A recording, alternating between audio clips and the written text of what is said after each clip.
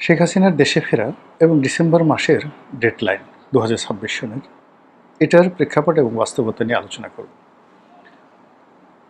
শেখ হাসিনা দেশে ফেরার ঘোষণা দিয়েছেন। শুধু ঘোষণা দেননি, তিনি রীতিমতো দৃঢ় প্রত্যয় ব্যক্ত করেছেন। আন্তর্জাতিক গণমাধ্যমগুলোতে সাক্ষাৎকার দিয়ে তিনি তার জিদ প্রদর্শন করেছেন। আবার সংবাদ সম্মেলন করে একই কথা বলেছেন যে কোনো মূল্যে তিনি দেশে আসবেনই। এখন এই যে ডিসেম্বরকে কেন্দ্র করে তার যে এই জিদ, এটাকে সরকার কিভাবে পাত্তা দিচ্ছে ডাজ নট ম্যাটার। কিন্তু শেখ হাসিনা যে কথা বলেছেন সেই কথা যদি তিনি বাস্তবে প্রয়োগ করতে না পারেন, যে কোনোভাবে যে কোনো মূল্যে কোনো অশিলা চলবে না, এটা যদি তিনি বাস্তবে রূপ লাভ না করাতে পারেন, তার রাজনীতির শেষ, তার দলের রাজনীতির শেষ। এবং এতে করে বিএনপির যে ক্ষয়ক্ষতি হবে বা বিএনপির যে লাভ হবে, তার সাথে বেশি ক্ষয়ক্ষতি বা লাভ হবে আওয়ামী লীগের লোকজন। অর্থাৎ তিনি যদি ঢুকে পড়েন, ডিসেম্বর মাসে ঢুকে পড়েন বা ঢুকার পরে গ্রেপ্তার হন, কোনো কারণে পাবলিক তাকে পিটিয়ে মেরে ফেলে, উন্মত্ত জনতা তাকে ফাঁসিতে, জীবন্ত ফাঁসিতে লটকিয়ে দেয়, হোয়াট এভার মেবি, পরিণতি যাই হোক না কেন, আওয়ামী লীগ অমরত্ব লাভ করবে, ঘটনা যদি সেই ঘটনা ঘটে। আবার যদি তিনি ঢুকে সফল হয়ে যান, তাহলে তো সব কিছু তার নিয়ন্ত্রণে, ভীষণ রকম নিয়ন্ত্রণে। এখন ইখতিয়ার উদ্দিন মোহাম্মদ বিন বখতিয়ার খলজি যেভাবে বাংলা জয় করেছিলেন এবং রাজা লক্ষণ সেনের দুপুরের মধ্যাহ্ন ভোজ যেভাবে রীতিমতো কাঙ্গালি ভোজে পরিণত হয়েছিল, ঠিক একই ঘটনা ঘটবে যদি শেখ হাসিনা সফলভাবে ঢুকতে পারেন। এখন এটা নিয়ে শেখ হাসিনা যারা বিরোধী পক্ষ রয়েছেন, তারা যত বেশি নেতিবাচক কথা বলছেন, যত বেশি ঠাট্টা করছেন, যত বেশি মস্করা করছেন, it means it's a serious matter. যেমন অনেক ইতিহাস থেকে বলার চেষ্টা করছে যে কোনো পরাজিত শক্তি কখনো ফিরে আসেনি। কিন্তু এখানে পরাজয়টা মানে কিভাবে হলো, কার সাথে হয়েছে? এখানে যা কিছু হয়েছে সেটা হলো আপনার যারা আন্দোলনকারী এবং সাধারণ জনতা, তাদের সঙ্গে আইনশৃঙ্খলা রক্ষাকারী বাহিনীর হয়েছে। আর আইনশৃঙ্খলা রক্ষাকারী বাহিনীকে সাপোর্ট দিয়েছে আওয়ামী লীগের নেতারা, কর্মীরা, ছাত্রলীগের। কিন্তু সরাসরি ছাত্রলীগ ছাত্রদল, ছাত্রলীগ ছাত্র শিবির, যুবলীগ যুবদল, মানে এই যে একটা ফ্রন্ট বা আওয়ামী লীগ বিএনপি, আওয়ামী লীগ জামাত, এরকম কোনো যুদ্ধ তো কখনো হয়নি।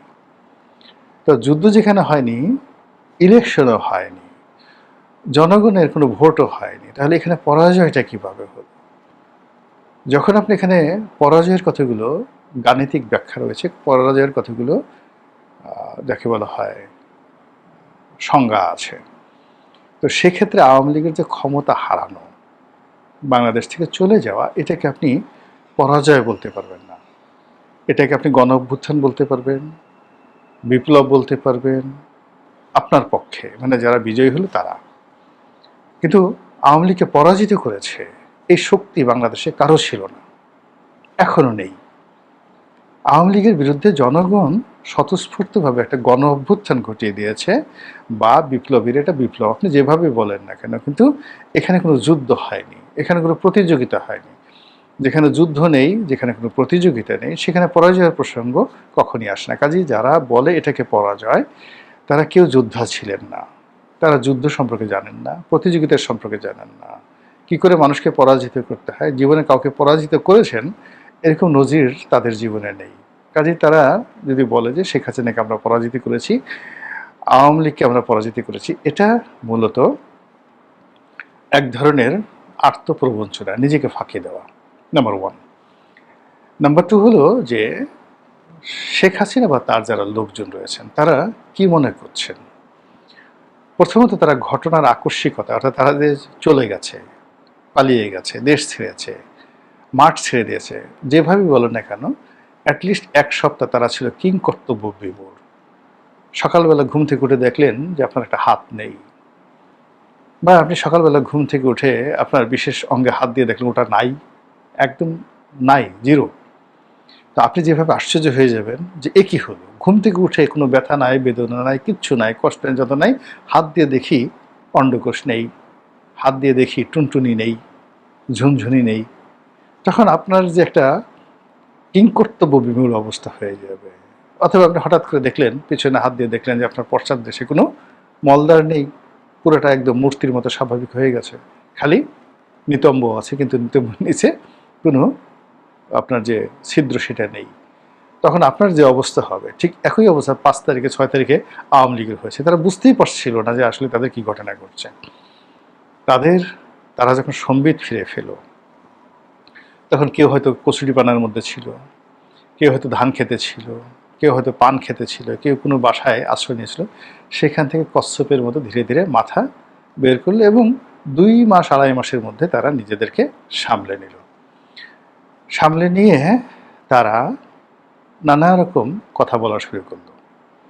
একবার বলল, আমরা ক্ষমতা ছাড়িনি, আমরা এখনো পর্যন্ত বৈধ প্রধানমন্ত্রী, আমরাই সব কিছু ঠিক আছে, পার্লামেন্ট সব ঠিক আছে। আবার একটু পরে বললো যে না, যেহেতু এত বড় একটা ঘটনা ঘটেছে আমরা সেটা মেনে নিয়েছি।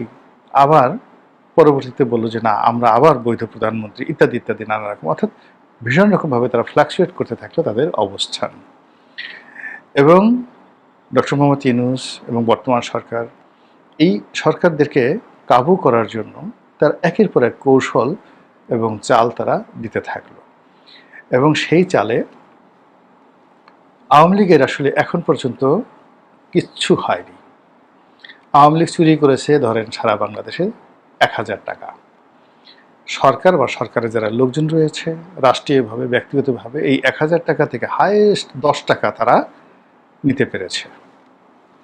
বাকি সহায় সম্পত্তি তাদের হাতে এখনও অক্ষত আছে। জাস্ট আমি 100 টাকা দিয়ে একটা উদাহরণ দিলাম। এখন এটাকে আপনি 1 লক্ষ কোটি ধরেন, 10 লক্ষ কোটি টাকা ধরেন।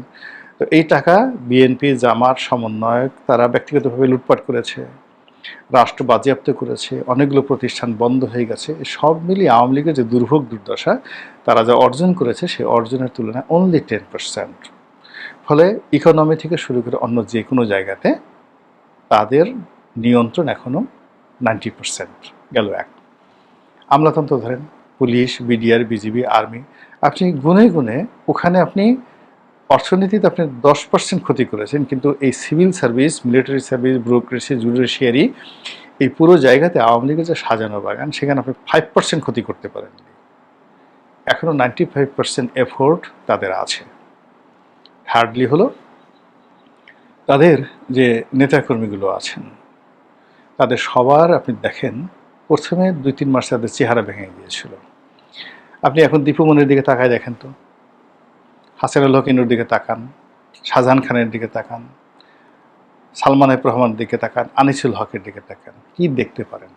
সবাই নব যৌবন ফিরে পেয়েছে, বিশ্বাস ফিরে পেয়েছে, আস্থা ফিরে পেয়েছে এবং তারা মনে করছে যে আসলে 17 বছর নানা রকম কষ্ট করেছি, ফন্দি ফিকির করেছি, এখন তাদের একটা রিল্যাক্স দরকার। গত 2 বছর ধরে তারা আসলে সেই রিল্যাক্স করছে এবং ওই যে যাকে বলা হয় কোর্টে উঠানোর আগে হাত ধরা, হাতে হ্যান্ডকাপ পরানো, জাস্ট নাটক, জাস্ট নাটক। হঠাৎ করে সারপ্রাইজ ভিজিটে গিয়ে আপনি গিয়ে দেখেন, আমি প্রধানমন্ত্রীকে বলব, গিয়ে দেখেন যে তারা দুপুরে কী দেওয়া ভাত খাচ্ছে আর রাতে কী দেওয়া ভাত খাচ্ছে, তাদের রুমের মধ্যে কয়টা টেলিফোন আছে, কয়টা ল্যাপটপ আছে, তারা কি কি কাজকর্ম করছে, ওখানে বসে বসে কি করতেছে, একটু দেখলে আপনার ঘুম হারাম হয়ে যাবে। সেই জিনিসগুলো আঘাত করা যায় না, সব কিছু মানে এই বাইরে থেকে। আমি তো জেলখানাতে ছিলাম, আমি তো দেখেছি ওখানে আসলে কি হয়। ওটা একটা ভিন্ন জগৎ, আলাদা জগৎ। এখন ধরেন আমার সাথে যারা ছিলেন, নাম বলবো, প্রতি ব্যক্তি 5 স্টার হোটেল থেকে খাবার আসতো, ঢাকা ক্লাব থেকে খাবার, আমি তো খেয়ে খেয়ে মোটা হয়ে গেলাম।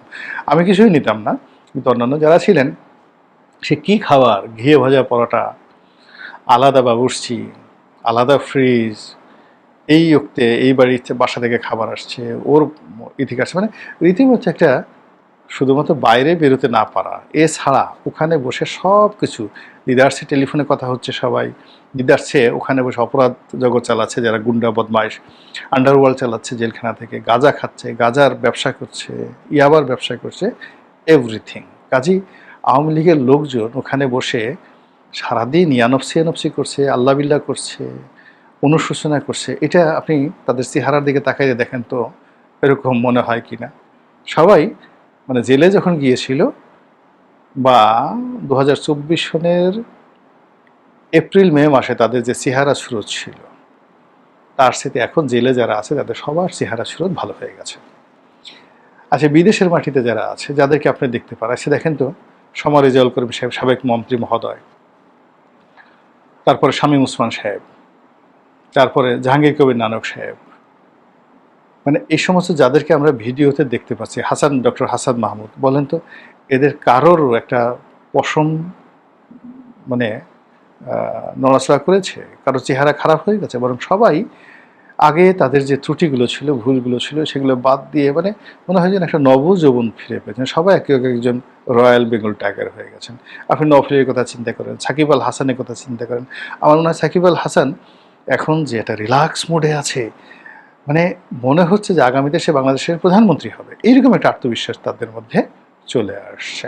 আর শেখ হাসিনার কথা শুনেন, জয়ের কথা শুনেন, পুতুলের কথা শুনেন, আপনি শেখ সেলিমের কথা শুনেন, কোনো অবস্থাতে শেখ সেলিমের যে মানে আপনি শেখ হেলালের কথা শুনেন, শেখ হেলালের কথা তো আসে নাই, শেখ হেলালের ছেলে যে তন্ময়ের কথা শুনেন, পুরো শেখ পরিবারের অন্য যারা লোকজন আছে আপনি দেখেন তো, তাপস কীভাবে আছে, পরশ কীভাবে আছে, পরশের স্ত্রী জুথি কীভাবে আছে, সবগুলো দেখবেন যে কেউ আগের চেয়ে খারাপ নাই, বরং আগের চেয়ে ভালো আছে। স্বয়ং শেখ হাসিনা, আমরা তো জানি না, ওখানে দেখেন ওই একই বাড়িতে শেখ হাসিনা এবং শেখ রেহানা আছেন। ভালো করে খোঁজ নিয়ে দেখেন তারা দুই বোন ওখানে কিভাবে আছেন। কলকাতাতে যে সমস্ত আওয়ামী লীগের নেতারা পালিয়ে আছেন, তারা ওখানে বসে কোটি কোটি টাকা খরচ করে দলের নেতা কর্মীদেরকে জামিন করায় দিচ্ছেন। কতজন আওয়ামী লীগের নেতাকর্মী ইনুস জমানাতে গ্রেপ্তার হয়েছিল এবং ইনুস জমানাতে কতজন লোক জেল থেকে বের হয়েছিল, আর এই জমানাতে কতজন বের হয়েছে, একটু ডাটা নিয়ে দেখেন তো। তারা যারা বের হয়েছেন তারা কি খারাপ আছেন? তারা কি কেউ বিএনপিতে যোগদান করেছেন, নাকি তারা শেখ হাসিনাকে বাংলাদেশে আনার জন্য তারা প্ল্যান করছেন? এই জিনিসগুলো চেনে শুনে বুঝে তারপর কথা বলেন। খালি আন্দাজে ডিসেম্বরে কোনোদিন উনি আসতে পারবেন না, আরে ওনার আসার দরকারটা কি? ওনার কাজ তো চলতেছে, ওনার কাজটা চলতেছে। এই গেল এক। দুই নম্বর হলো যে যদি উনি আসেন, উনি অবশ্যই ডিসেম্বরে আসবেন না, উনি সেপ্টেম্বরে আসবেন, অক্টোবরে আসবেন বা নভেম্বরে আসবেন। ডিসেম্বরে উনি কোনোদিন আসবেন না। আর ডিসেম্বর ক্রস করে যদি 2027 সনের জানুয়ারিতে চলে যায়, উনি যদি না আসতে পারেন, ওনার রাজনীতি শেষ এবং আওয়ামী লীগের রাজনীতি শেষ। তো এইরকম যখন হাতে আপনার সময় আছে, সেপ্টেম্বর, অক্টোবর, নভেম্বর, অনলি 3 মাস। নর্মালি যেটা হয় আমাদের দেশে বলে যে আরে কাজটা হলো কি, তুমি দেখালে কলা আর দিলে মূলো, দেখালে সুই আর ঢুকালে ফলা। ও যে আমরা যেভাবে ফলা তো বুঝেন যে তীর বা ঢাল সরকি যেটাকে বলা হয়, আপনি একটা সুই দিয়ে আপনি আঘাত করবেন বললেন, আপনি রাজি হলেন, কিন্তু দেখা গেল পুরো একেবারে ঢাল সরকি ঢুকিয়ে দিলেন হাতের মধ্যে। তো যুদ্ধের এটা একটা কৌশল। যুদ্ধ সবসময় আপনাকে বিভ্রান্ত করে। এর সাথে যুদ্ধ এবং প্রেম, এখানে সকল প্রতারণা বৈধ। তো সেই ক্ষেত্রে এই যে ডিসেম্বরের যে ডেডলাইন, এই ডেডলাইনটা হলো শেখ হাসিনা এবং আওয়ামী লীগের একটা সবচেয়ে বড় কৌশল। এবং এই কৌশলকে স্মরণ করে আপনি ডিসেম্বরকে দিকে নজর রাখবেন, তারপরে সে আসবে, এটাকে কেন্দ্র করে আপনি শুধুমাত্র আপনার সমস্ত মনোযোগ শেখ হাসিনার দিকে রাখবেন। আর ওদিকে জেলখানা থেকে সব বের হয়ে যাচ্ছে, তারপরে সমস্ত ব্যবসা বাণিজ্য স্টাবলিশ হয়ে যাচ্ছে, সব কিছু আমলাতন্ত্রে যারা ছিল তারা আবার সুন্দরভাবে সব কিছু নিয়ন্ত্রণ নিয়ে নিচ্ছে। আর আপনি বসে বসে কলা খাচ্ছেন, লেমন জুস খাচ্ছেন, এবং যখন ঠিক দেখবেন যে আপনার বাড়ির পাশে জোরে একটা শব্দ হয়ে গেছে জয় বাংলা। এখনও দেখেন ঢাকা শহরে, ধরেন আমি কোনো দলের নাম বললাম না, যারা খুব বড় বড় কথাবার্তা বলে, খুব সুন্দর করে তার প্রিয় খাবারটি খাচ্ছে, অথবা তার প্রিয়তমা স্ত্রী বা তার প্রেমিকা তাকে আলিঙ্গন করছে, চুম্বন করছে, ঠিক ওই সময়টা যদি পাশের থেকে আপনি টেপ রেকর্ডারে খালি বাজিয়ে দেন জয় বাংলা, মুহূর্তের মধ্যে দেখবেন যে কান্নার রোল পড়ে গেছে। সে ভুলে গেছে তার সামনে তার প্রেমিকা, সে ভুলে যাবে তার সামনে পোলাও কোরমা কালিয়া কুপ্তা আছে। তো এই যে যেটা আতঙ্ক জয় বাংলা তৈরি করে ফেলেছে, ছাত্রলীগ তৈরি করে ফেলেছে, এবং এটা প্রতি মুহূর্তে বাংলাদেশে তারা এই মহড়াগুলো দিচ্ছে, এবং সেই মহড়ার প্রেক্ষিতে তারা যে টার্গেট, সেই টার্গেট যদি তারা ফুলফিল করতে না পারে তাহলে তাদের কি পরিণতি হবে সেটা তারা খুব ভালো করে জানে। এটা নিয়ে আওয়ামী লীগের যারা প্রতিপক্ষ তাদের কোনো টেনশন করার দরকার নাই যে শেখ হাসিনা কোনদিন ফিরে আসবে না, আসতে পারবে না, আসা সম্ভব নয়, ইতিহাসে কখনো এই ধরনের ঘটনা ঘটেনি। উনি বোগাস কথাবার্তা বলছেন, নেতাকর্মীদেরকে চাঙ্গা করার জন্য কথা বলছেন, সে বেঁচে নাই, মরে গেছে। এগুলো নিয়ে আপনার চিন্তা করার দরকার নেই। তার যারা প্রতিপক্ষ, তারা আওয়ামী লীগ এবং শেখ হাসিনা যারা প্রতিপক্ষ, তারা শতভাগ ধরে রাখেন তিনি নভেম্বর, অক্টোবর, সেপ্টেম্বর, অক্টোবর, নভেম্বরের মধ্যে ঢুকে যেতে পারেন, ডিসেম্বরে তিনি আসবেন না। কাজেই এই ঢুকে যাওয়ার জন্য যত রকম কৌশল, কূটনৈতিক তৎপরতা, মিলিটেন্সি যা কিছু আছে সব অপকর্ম তারা করবেন। কাজেই সেটাকে রেখে যত বেশি সুন্দরভাবে প্রস্তুতি নেওয়া যাবে, তত আওয়ামী লীগ এবং শেখ হাসিনা যারা প্রতিপক্ষ তারা এই নিরাপদ থাকবেন, ভালো থাকবেন এবং সুন্দরভাবে রাষ্ট্র চালাতে পারবেন। মহান আল্লাহ আমাদের সবাইকে হিদায়াত দান করুন এবং হেফাজত করুন। আসসালামু আলাইকুম ওয়া রাহমাতুল্লাহ।